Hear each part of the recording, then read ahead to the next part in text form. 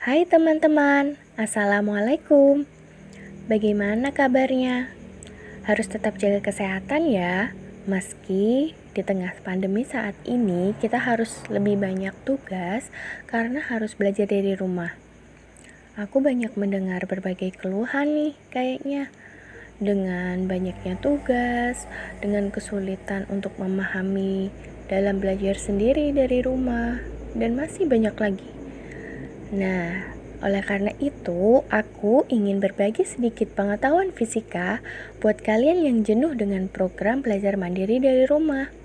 Semoga dengan ini kalian lebih tertarik dan semangat untuk belajar mandiri dari rumah ya. Oke, sekarang mari kita simak materi berikut. Pada awalnya, pandangan mengenai teori rangkaian arus searah dicetuskan oleh Thomas Alva Edison, yang juga merupakan penemu lampu pertama kali.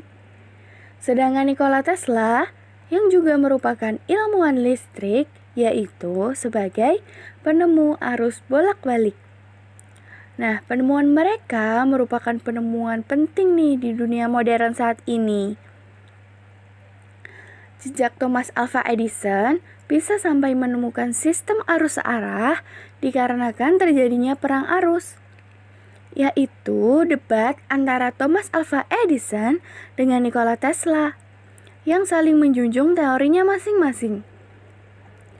Pada tahun 1879, Edison mempublikasikan penemuannya berupa bola lampu pijar yang dapat dinyalakan dengan beberapa cara agar dapat didistribusikan dengan skala besar. Sehingga ditemukanlah teori sistem arus searah, di mana listrik dapat mengalir dalam satu arah yang konstan. Nah, berikut ada gambar dari rangkaian arus searah yang hanya mengalir dalam satu arah saja. Nah, selain dikenal sebagai rangkaian arus searah, ia juga biasa disebut dengan arus DC atau listrik dinamis. Kemudian, apa sih contoh penerapan rangkaian arus searah pada kehidupan sehari-hari? Contohnya, sering sekali kita jumpai di sekitar kita, bahkan sering kita pegang. Apa sih itu? Ya, ada handphone dan juga laptop yang memiliki sistem arus yang mengalir pada satu arah saja. Dan juga masih banyak lagi. Nah, untuk pokok bahasan atau subbab pada bab rangkaian arus searah akan kita bagi menjadi 8 subbab bahasan. Nah, yang pertama ada besaran rangkaian listrik yang terdiri dari kuat arus, tegangan, dan hambatan. Kedua, hukum Ohm. Kemudian ketiga, rangkaian seri dan paralel atau jenis rangkaian. Keempat, ada hukum Kirchhoff. Kelima, ada tegangan jepit. Keenam, ada jembatan Wheatstone. Ketujuh, yaitu rangkaian sumber tegangan. Dan terakhir atau kedelapan, yaitu energi dan daya listrik. Pada subbab pertama, kita akan bahas mengenai besaran. Besaran pada rangkaian listrik terbagi menjadi 3, yaitu ada kuat arus, ada tegangan, dan hambatan. Pertama, kita akan bahas mengenai kuat arus dulu ya. Nah, apa sih yang dimaksud dengan kuat arus? Jadi, kuat arus merupakan suatu muatan yang mengalir pada rangkaian listrik setiap satuan waktu. Muatan yang dimaksud yaitu elektron dengan besar muatan sebesar 1,6 dikali 10 pangkat minus 19 kolom. Nah, besarnya arus disimbolkan oleh huruf I besar.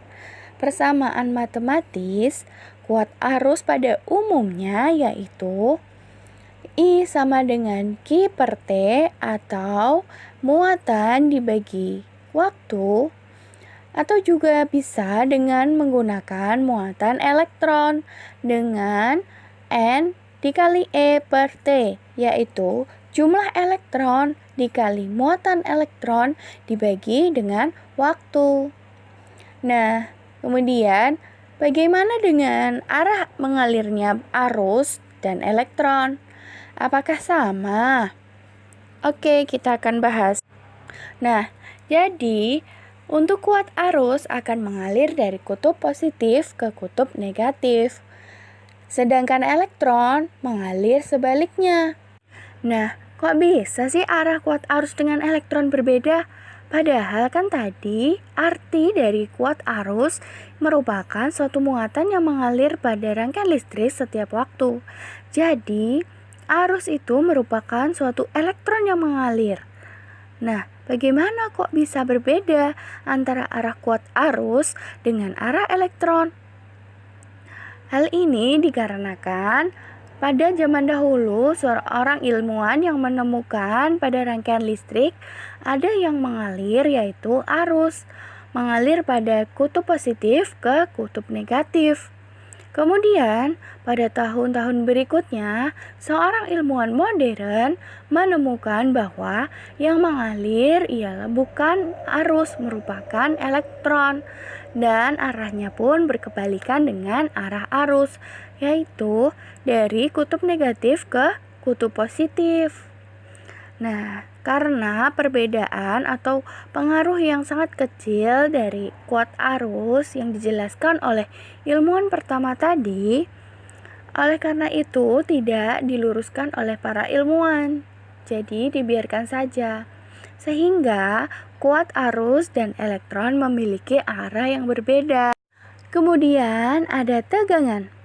Tegangan merupakan suatu beda potensial yang terdapat pada suatu rangkaian listrik, atau dapat juga dikatakan sebagai suatu energi yang dibutuhkan untuk memindahkan muatan listrik sebesar satu kolom. Tegangan biasa disimbolkan dengan huruf V. Persamaan matematisnya dapat dituliskan sebagai berikut. V sama dengan E per Q. Dengan V merupakan tegangan dengan satuan volt, dan E merupakan energi dengan satuan joule, dan Q dengan muatan sebesar 1,6 dikali 10 pangkat minus 19 kolom yang merupakan besar dari muatan elektron. Nah, besaran yang ketiga yaitu hambatan. Hambatan biasa disebut juga dengan resistor. Contoh penggunaan resistor atau hambatan pada kehidupan sehari-hari yaitu seperti pada filamen lampu rumah dan juga alat listrik lainnya. Lalu, faktor apa saja sih yang mempengaruhi suatu hambatan pada rangkaian listrik? Nah, yang pertama ada jenis bahan yang digunakan oleh hambatan tersebut, atau biasa dikatakan dengan hambatan jenis yang disimbolkan dengan Rho. Bahan yang memiliki resistivitas tinggi akan memiliki nilai hambat yang besar dan begitu pula sebaliknya. Sehingga semakin besar hambat jenis kawat, maka semakin besar pula hambatan yang dimiliki oleh suatu rangkaian listrik. Begitu juga sebaliknya. Nah, dapat dilihat grafik berikut yang menunjukkan bahwa hubungan antara hambatan jenis dan hambatan pada rangkaian listrik yaitu hubungan berbanding lurus. Yang kedua, ada panjang hambatan atau L. Semakin panjang suatu hambatan, maka semakin besar pula nilai hambatan yang dihasilkan. Begitu juga sebaliknya. Nah, hubungan ini sama dengan hambatan jenis yang memiliki grafik berbanding lurus. Kemudian ketiga, yaitu luas penampang atau A. Semakin besar luas penampang yang dimiliki, maka semakin kecil nilai hambatan yang dihasilkan. Begitu juga sebaliknya. Nah, untuk luas penampang ini berbanding terbalik dikarenakan Semakin besar luas penampang yang dimiliki, semakin kecil nilai hambatan yang dihasilkan. Sedangkan jika semakin sempit luas penampang yang dimiliki, maka akan semakin besar nilai hambatan yang dihasilkan. Nah, kemudian untuk hubungan ketiga faktor di atas dapat dirumuskan sebagai berikut. R sama dengan Rho dikali L dibagi dengan A. Jadi, hambatan sama dengan hambat jenis dikali dengan panjang hambatan dibagi dengan luas penampang. Kemudian, apa yang terjadi jika hambatan tersebut dipanaskan?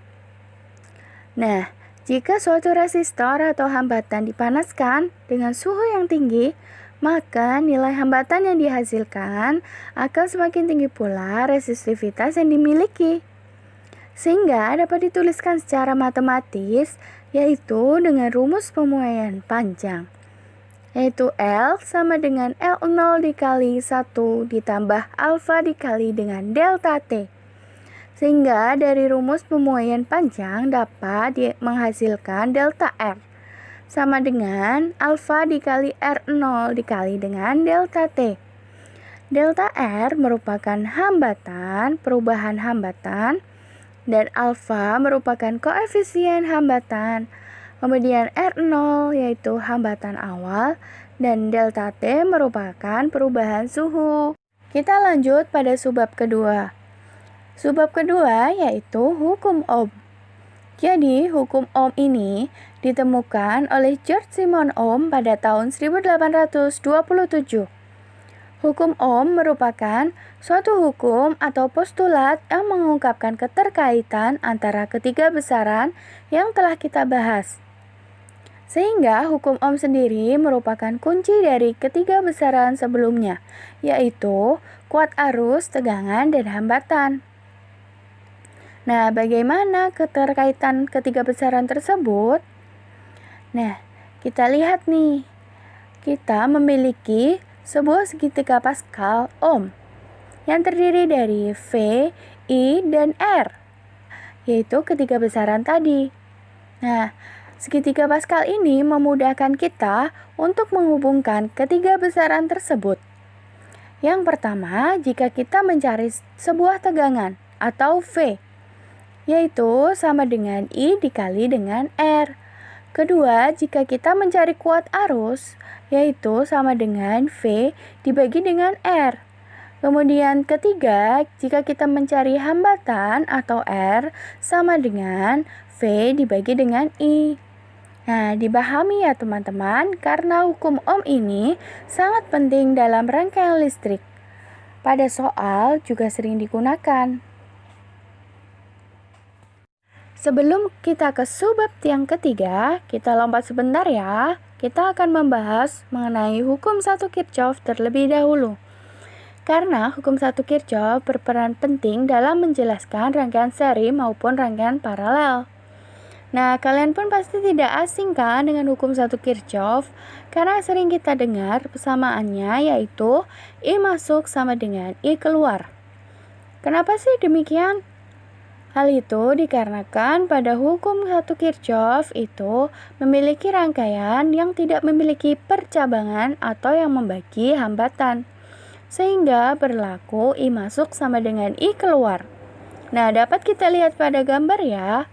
Perhatikan arah panahnya. Arah panah yang dimiliki dari kuat arus yang ke-1 hingga ke-5 memiliki arah yang berbeda-beda. Nah, arah panah inilah yang memengaruhi. Oke, sekarang kita mulai analisis ya. Kita lihat pada I1 memiliki arah panah masuk. Kemudian I2 juga sama memiliki arah masuk. Sedangkan I3 hingga I5 memiliki arah panah yang keluar. Sehingga dapat dituliskan yaitu sigma I masuk sama dengan sigma I keluar, yaitu I1 ditambah dengan I2 untuk I masuk sama dengan I3 ditambah I4 ditambah I5 yang merupakan I keluar. Nah, berikut ada sebuah soal untuk pendalaman mengenai hukum 1 Kirchhoff. Nah, diketahui seperti pada gambar ya. Dan untuk pembahasannya akan kita lihat pada berikut ini. Oke, ini contoh soal berikutnya mengenai hukum 1 Kirchhoff. Diketahui ya dari gambar ada I1 8 ampere, kemudian I2 2,5 ampere, dan I3 4,5 ampere. Nah, yang ditanyakan berapa nilai kuat arus pada I4? Nah, kita harus analisis dulu nih. Intinya pada materi listrik kita harus menganalisis pada rangkaiannya dulu. Kita harus benar-benar teliti pada rangkaiannya. Nah, kita lihat di sini. Kita ingatkan bahwa hukum Kirchhoff 1 apa persamaan rumusnya? I masuk, ini ada sigma ya, karena I-nya lebih dari 1. I masuk sama dengan I keluar. Oke, jadi kita lihat dari gambar mana yang termasuk I masuk dan mana yang termasuk I keluar. Dilihat dari panah, coba. Ya, jadi I masuk yaitu ada I1 dan I2. Kemudian dengan I3 ini I keluar. Jadi I masuk diketahui 2I dan I keluar I3. Nah, ini pada soal kan tidak diketahui arah panahnya. Nah, di sini saya menentukan I4 ini termasuk I keluar. Kenapa? Karena kita lihat di sini I masuk harus sama dengan I keluar. Kalau I masuknya ada 2I, ada I-nya berjumlah 2, maksudnya ada 2 buah I, sedangkan I keluarnya hanya 1. Berarti kan tidak seimbang, berarti kan tidak sama dengan, tidak bisa sama dengan. Nah, karena untuk menyeimbangkan, untuk agar I masuk sama dengan I keluar, sehingga pada I4 ini harus termasuk pada I keluar. Oke, sekarang kita tuliskan. Berarti I masuk apa? I1 ditambah I2. Dengan I keluar, iya I3 ditambah I4. Benar sekali. Sekarang kita langsung masukkan saja, substitusikan nilainya. I1 berapa? 8 ampere ditambah 2,5 ampere sama dengan I3 4,5 ampere ditambah I4. Iya benar. Jadi kita tinggal menjumlahkan sama mengurangkan saja ya. Berarti I4 sama dengan berapa ini ditambahkan? Iya, 10,5 ampere dikurangi I3 4,5 ampere. I4 sama dengan 10,5 dikurangi 4,5 berapa? Ya, benar sekali, 6 ampere. Mudah sekali, bukan? Nah, untuk subbab yang ketiga, kita akan membahas mengenai jenis rangkaian. Jenis rangkaian dibagi menjadi 3, yaitu ada rangkaian seri, kemudian yang kedua yaitu rangkaian paralel, dan ketiga yaitu rangkaian campuran. Yang pertama, kita akan membahas mengenai rangkaian seri terlebih dahulu. Rangkaian seri merupakan rangkaian dengan hambatan atau R yang disusun secara tersambung dan tanpa memiliki cabang yang membagi hambatan.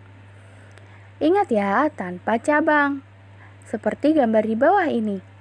Oleh karena itu, sesuai dengan hukum 1 Kirchhoff yang telah kita bahas, bahwa jika suatu rangkaian yang tidak memiliki percabangan akan berlaku I masuk sama dengan I keluar. Sehingga pada rangkaian seri berlaku I total sama dengan I1 sama dengan I2 sama dengan I3 dan seterusnya. Sedangkan untuk V total sama dengan V1 ditambah dengan V2 ditambah dengan V3 dan seterusnya. Hal ini dikarenakan pada gambar dapat kita lihat bahwa V masing-masing memiliki nilai hambatan yang berbeda-beda. Sehingga nilai V yang dihasilkan pun berbeda. Sehingga perlu dijumlahkan untuk mengetahui tegangan total. Yang ketiga yaitu ada R seri atau R total. Sama dengan R1 ditambah dengan R2 ditambah dengan R3 dan seterusnya. Jadi rangkaian seri untuk hambatan seri ini yaitu sama saja dengan hambatan total seri, sehingga karena nilai hambatan yang berbeda juga harus dijumlahkan. Kemudian ada rangkaian paralel. Rangkaian paralel merupakan rangkaian dengan hambatan yang dimiliki, terbagi atau terdapat percabangan. Atau juga dapat dikatakan sebagai rangkaian dengan hambatan yang disusun secara bertingkat. Tapi ingat ya, tidak selalu paralel itu disusun secara bertingkat. Tetapi banyak berbagai bentuk rangkaian paralel sehingga kita perlu jeli dalam mengidentifikasinya. Oke, sekarang kita lihat pada gambar. Pada gambar terdapat sebuah percabangan. Jadi ingat lagi ya tentang hukum 1 Kirchhoff. Jika tidak ada percabangan, maka I masuk bisa sama dengan I keluar. Namun jika ada percabangan, maka I masuk tidak boleh sama dengan I keluar. Nah, sehingga I total tidak boleh sama dengan I1, I2, dan I3. Karena I bernilai berbeda sehingga harus dijumlahkan untuk menemukan I total. Kemudian untuk tegangan atau V, kita lihat pada gambar ya, bahwa V tersusun secara segaris dengan V total, sehingga V total sama dengan V1 sama dengan V2 sama dengan V3 dan seterusnya.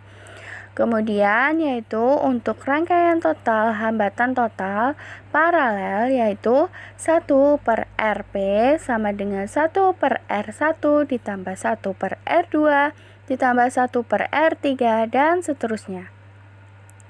Nah, kemudian ada rangkaian campuran. Rangkaian campuran ini merupakan gabungan dari rangkaian seri dan rangkaian paralel. Jadi, rangkaian ini terdiri dari suatu rangkaian seri dan paralel yang digabungkan. Nah, untuk lebih jelasnya kita lihat pada contoh soal berikut ya. Nah, untuk soal ini dapat diketahui pada suatu gambar rangkaian tersebut terdiri dari rangkaian seri dan rangkaian paralel. Sehingga ini merupakan rangkaian campuran atau gabungan dari rangkaian seri dan paralel. Nah, bagaimana caranya untuk mencari hambatan pengganti dari titik A ke titik B pada rangkaian tersebut? Oke, kita bahas selanjutnya.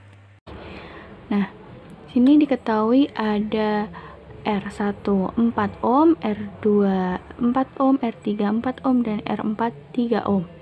Nah, ini yang ditanyakan yaitu mengenai hambatan pengganti dari titik A hingga ke titik B. Nah, bagaimana sih mencarinya? Oke, mari kita bahas. Jadi, hambatan pengganti itu sama saja dengan hambatan total. Yang dicari yaitu hambatan total, R total. Nah, bagaimana mencarinya? Kita perlu menganalisis rangkaian tersebut. Kita lihat dulu dari rangkaian. Di sini terdapat ada rangkaian paralel dan seri. Mana yang paralel dan mana yang seri? Dari sini kita dapat lihat ya. Pada rangkaian R1 dan R2 ini merupakan paralel. Ini paralel.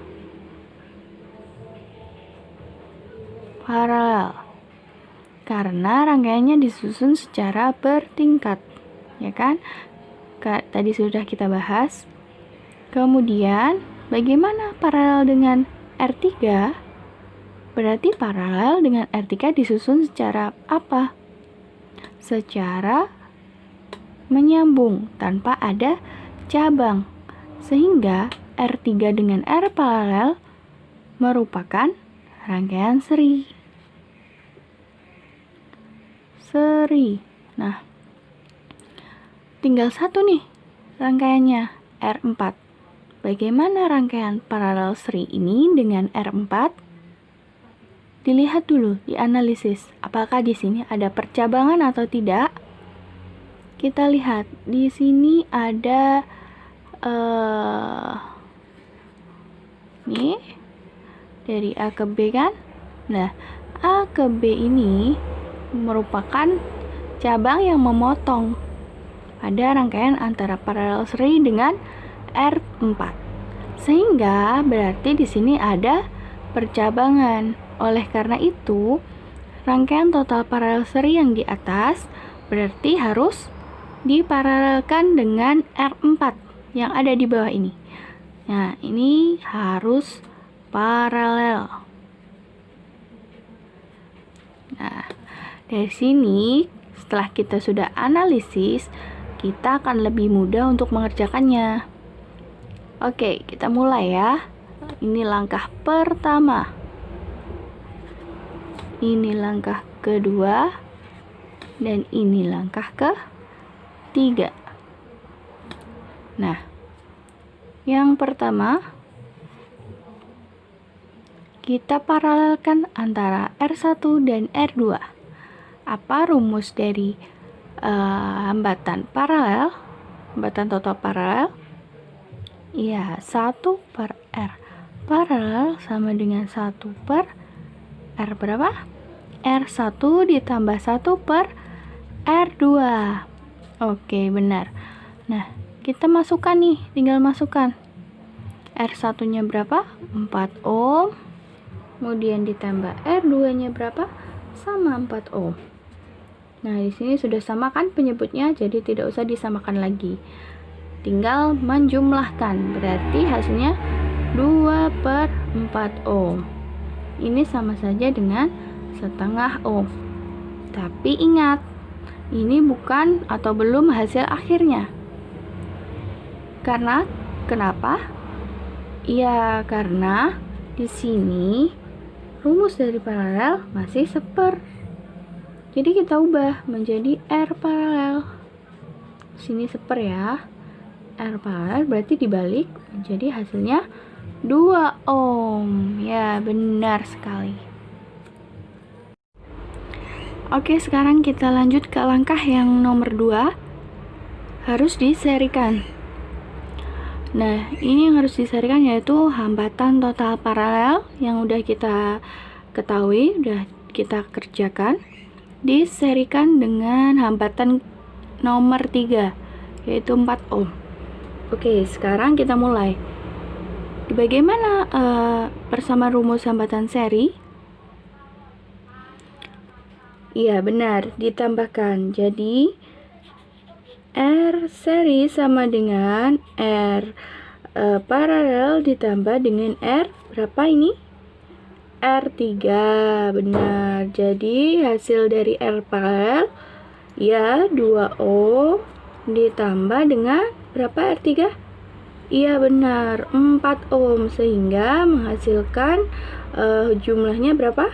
6 ohm. Oke, langkah kedua selesai. Sekarang kita ke langkah yang ketiga. Langkah terakhir, harus diparalelkan dengan R4.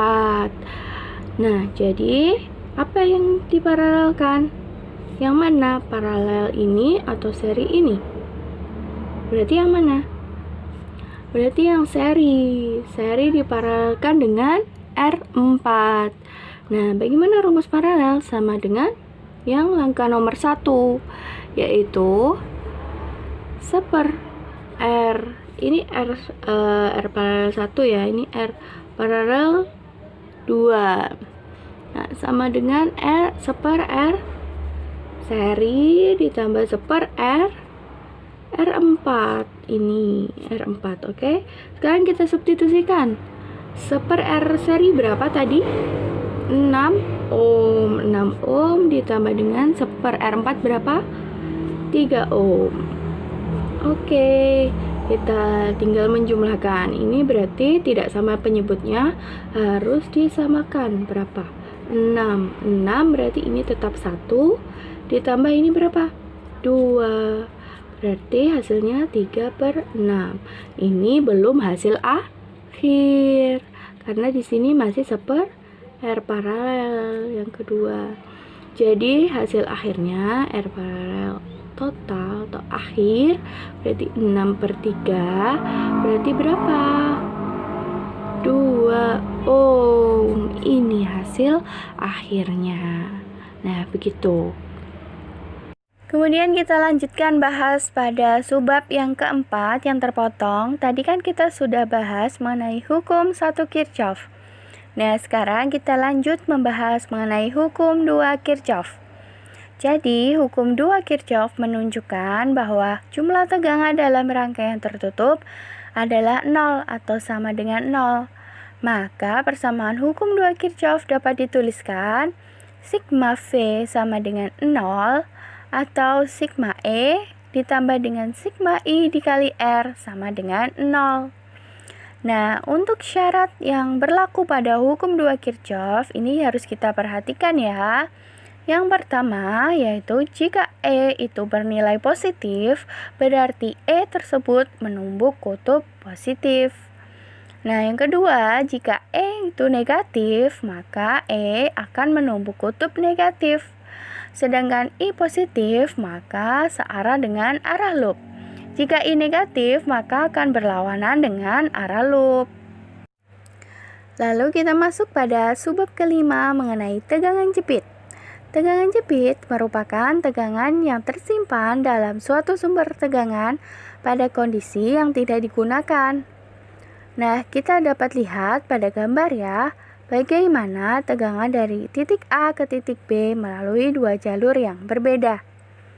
Nah, sebelum itu, untuk bentuk persamaannya dapat kita tuliskan yaitu VAB sama dengan sigma E ditambah sigma I dikali R. Nah, ini merupakan bentuk pengembangan dari persamaan hukum 2 Kirchhoff. Nah, untuk jalur yang pertama berlaku VAB sama dengan E dikurangi I dikali R. Kenapa demikian? Karena pada jalur terdapat E atau sebuah tegangan dan juga sebuah hambatan atau R, dan juga terdapat arus yang mengalir.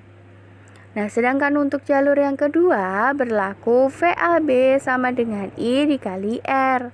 Hal ini dikarenakan hanya terdapat arus yang mengalir dan hanya terdapat sebuah hambatan saja, sehingga dituliskan I dikali R saja, tanpa adanya E. Kita lanjut pada subbab yang keenam yaitu jembatan Wheatstone.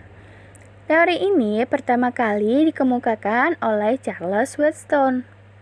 Nah, mari kita lihat pada gambar. Pada gambar kita ketahui bahwa untuk rangkaian jembatan Wheatstone pasti terdiri dari 5 hambatan dengan macam-macam bentuk rangkaian seperti pada gambar. Nah, jika R5 digantikan dengan galvanometer, maka arus yang melewati atau hambatan pada R5 sama dengan 0, sehingga bentuk rangkaian akan menjadi sebagai berikut.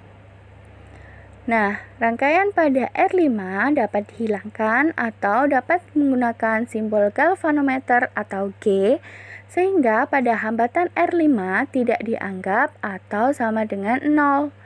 Dan berlaku persamaan hambatan untuk jembatan Wheatstone yaitu sebagai berikut. Nah, kita akan menyerikan dulu untuk hambatan seri yang pertama yaitu RS1 sama dengan R1 ditambah R4. Kemudian hambatan seri yang kedua yaitu RS2 sama dengan R2 ditambah R3. Dan kemudian kita paralelkan rangkaian seri tersebut yaitu 1/R sama dengan 1/RS1 ditambah 1/RS2. Nah, sehingga menghasilkan R1 dikali R4 sama dengan R2 dikali dengan R3, atau yang biasa kita kenal dengan rumus persamaan jembatan Wheatstone. Nah, selain bentuk jembatan Wheatstone yang tadi, masih ada lagi nih bentuk lainnya seperti gambar berikut. Perbedaannya terletak pada R3 dan R4 yang tidak ada atau menghilang. Bukan menghilang ya, jadi R3 dan R4 ini diganti menjadi L1 dan L2. Mengapa demikian? Karena untuk R3 dan R4 diganti menjadi sebuah kawat, sehingga yang dihitung berarti panjang dari kawat tersebut yang berupa L1 dan L2. Nah, bagaimana kalau begitu persamaan yang berlaku? Nah, persamaan yang berlaku yaitu menjadi R1 dikali dengan L2 sama dengan L1 dikali dengan R2. Nah, berikut ada sebuah contoh soal untuk jembatan Wheatstone. Perhatikan pada gambar bahwa ada sebuah hambatan X yang tidak diketahui nilainya. Nah, bagaimana sih caranya untuk mencari nilai hambatan X tersebut? Oke, kita bahas berikutnya. Oke, ini merupakan contoh soal dari jembatan Wheatstone. Nah, di gambar bisa dilihat ya. Diketahui R1 120 ohm, kemudian L1 60 cm, kemudian L2 20 cm, dan di sini ada Rx yang belum diketahui. Oke. Ada tegangan dan di sini dari titik A hingga titik C ya, L-nya ya. Nah, ini yang ditanyakan apa? Iya, Rx yang ditanyakan. Bagaimana mencarinya? Dengan persamaan rumus jembatan Wheatstone. Bagaimana? Jika di sini merupakan galvanometer, berarti di sini hambatannya sama dengan 0, tidak dihitung. Oke, berarti bagaimana persamaan jembatan Wheatstone? Ya, biasanya kan persamaan jembatan Wheatstone itu begini. R1 dikali R2 sama dengan R3 dikali R4. Nah, kalau di sini yang diketahui di sini ada L. L1 dan L2, bukan R3 dan R4. Nah, tadi kan sudah jelaskan bahwa jembatan Wheatstone itu selalu ada R3 dan R4. Bisa saja R3 dan R4 itu diganti dengan kawat, sehingga R3 dan R4 itu berganti dengan panjang, yaitu L1 dan L2. Nah, oke, jadi rumusnya akan menjadi seperti ini. R1 dikali dengan L2 sama dengan R2 dikali dengan L1. Ini jembatan Wheatstone tadi ya, persamaan rumus dasarnya. Nah, ini rumus yang akan dipakai untuk persamaan pada gambar di atas. Berarti bagaimana? Tinggal dimasukkan saja. Ini R1, ini R2. R1-nya berapa? 120 ohm. Dikali L2 berapa? 20 cm. Kemudian R2, anggap saja Rx itu, kemudian L1 yaitu 60 cm. Nah, bisa diselesaikan secara matematika ya. Bisa ya, mudah ya. Oke, Rx sama dengan berarti 120 dikali 20 dibagi dengan 60. Nah, sini kan bisa dicoret nolnya. Berarti ini bisa dicoret. Ini tinggal 2. Berarti ini berapa? 2 kali 20 dikali 2 berapa? 40 ohm. Mudah bukan? Iya. Sekarang kita akan bahas pada subbab yang ketujuh, yaitu rangkaian sumber tegangan. Rangkaian sumber tegangan merupakan suatu rangkaian yang terdiri dari lebih dari satu sumber tegangan. Jadi perbedaannya dari rangkaian biasa yaitu pada rangkaian biasa terdiri dari lebih dari satu hambatan, sedangkan rangkaian sumber tegangan sesuai namanya yaitu terdiri lebih dari satu sumber tegangan. Rangkaian sumber tegangan sama halnya dengan rangkaian biasa yang dibedakan menjadi seri dan paralel. Nah, kita mulai dari rangkaian seri ya. Pada sumber tegangan banyak kita gunakan dalam kehidupan sehari-hari seperti baterai, aki, dan lain-lain. Nah, kita ambil contoh baterai, oke? Pada penggunaannya, baterai disusun bisa lebih dari satu baterai, dan hal itu bisa disusun secara seri maupun paralel. Nah, kita perhatikan gambar untuk sumber tegangan bersusun seri sebagai berikut. Nah, pada gambar tersebut dapat ketahui bahwa terdapat energi sumber tegangan atau E dan juga memiliki hambatan dalam yang disimbolkan dengan R kecil. Nah, jika nilai energi atau E dan hambatan dalam atau R kecil itu sama, maka berlaku persamaan I sama dengan N dikali E dibagi dengan R besar ditambah dengan N dikali dengan R kecil. Namun, jika E dan R kecil tidak sama, maka berlaku persamaan sumber tegangan sebagai berikut. I sama dengan sigma E dibagi dengan R ditambah dengan sigma R kecil atau hambatan dalam.